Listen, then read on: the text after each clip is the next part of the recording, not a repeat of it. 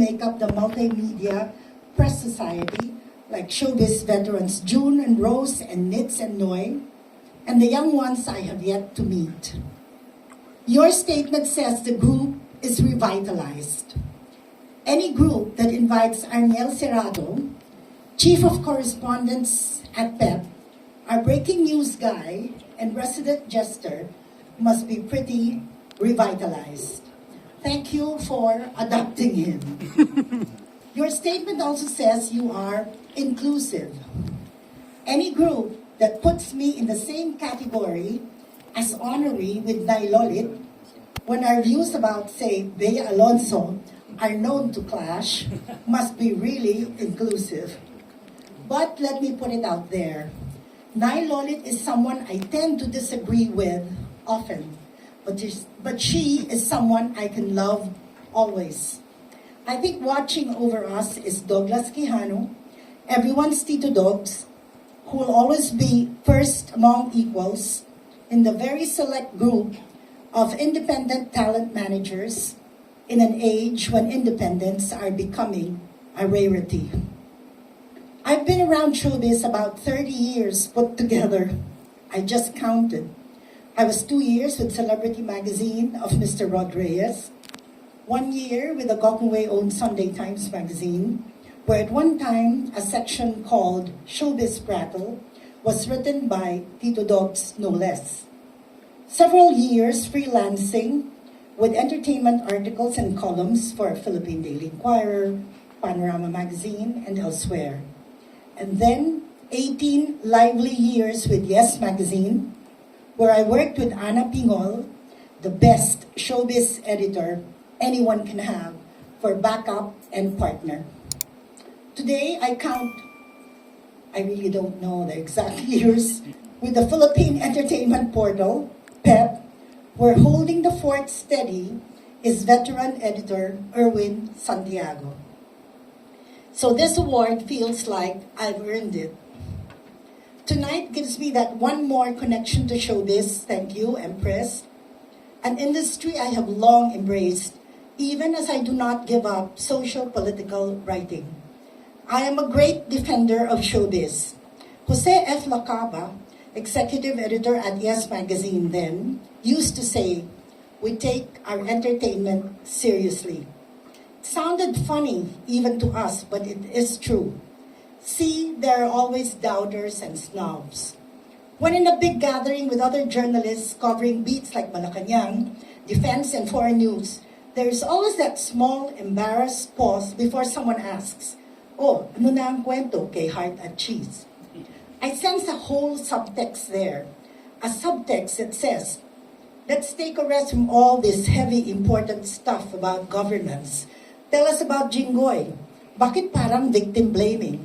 Bakit si Robin may sinasabing in heat? I'm not comfortable with it. It makes showbiz feel like an intermission, like a frivolity, so they can act like they're not really interested, but just need the comic relief. But I tell you, they're interested in every word. These closet mariteses. Well, my own circle, small, of journalist friends is probably more genial in intent. But what they all need to get is that, like CCP Lifetime Awardee Pete Lacaba, I take showbiz seriously. I do not think of showbiz as a sidebar or an addendum. I want showbiz at center stage. I want it respected. Entertainment is every bit as relevant, a beat as Malacanang and the AFP, just minus the killing. And every bit as relevant as foreign news, where madmen run countries sometimes, just like here sometimes.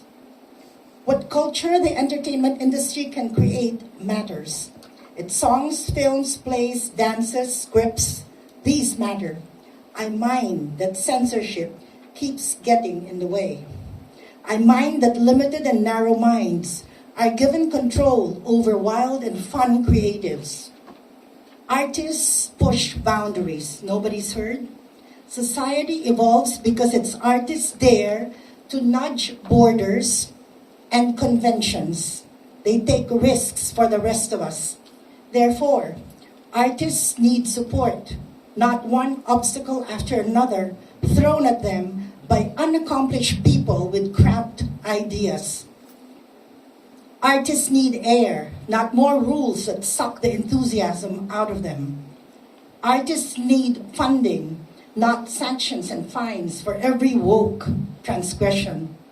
For artists to survive, censors must leave uptight personal beliefs at home. And please, do not invoke religion. I studied only in Catholic schools all my life, and I know not to use somebody's name in vain. Like I said, I take showbiz seriously. So seriously that PEP, where I am founding editor, applies the rules of journalism to this beat. What applies to the beats of the lower house and the upper house applies to showbiz. Getting the many sides to a story, fact-checking, getting quotes right, finding more sources, even if everyone wants to be anonymous. Not doing as instant reporters from social media do. We do not rely on postings and comments alone. It is no longer the pandemic. We have to get out of the virtual world and step into the real one, where flesh and blood people are. Which is why, to managers and handlers, producers and network executives, may I say, please stop guarding your stars as though they had no minds of their own. Do not keep controlling press cons with your curated questions. Do not drop reporters from your list because they ask the questions people want answers for. You are making showbiz bland. Everyone's beginning to look and sound alike. Try not to go into a pictorial with your long lists of don't asks. Don't ask about the parents. Don't ask about the husband. Don't ask about the co-star. At the same time, try to cut down on your list of asks. Evian, Ambipure, special food from some specialty resto, a Chessay lounge, a dedicated anteroom. Stop picking up from the Hollywood playbook. You're selling your star, so take away the plastic wrap. Bottom line is, they have brains. They are not clueless. They have their own history. There is no need to invent one for them. They have the potential to be interesting. Let them speak. Don't fence them in. Let them, if it comes to that, make their own mistakes.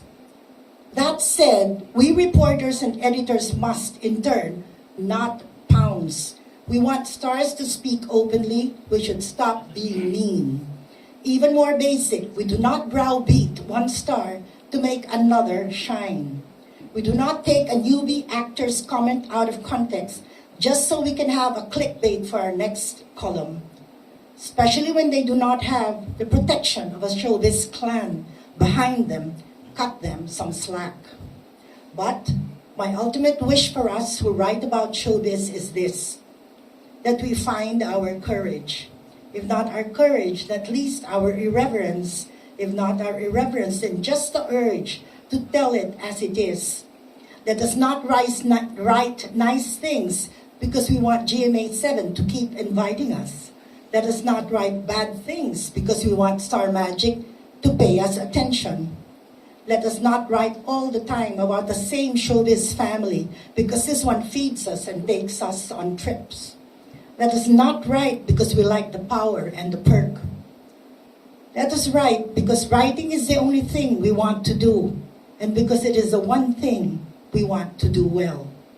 Thank you to MMPRESS. Long live showbiz. Yeah.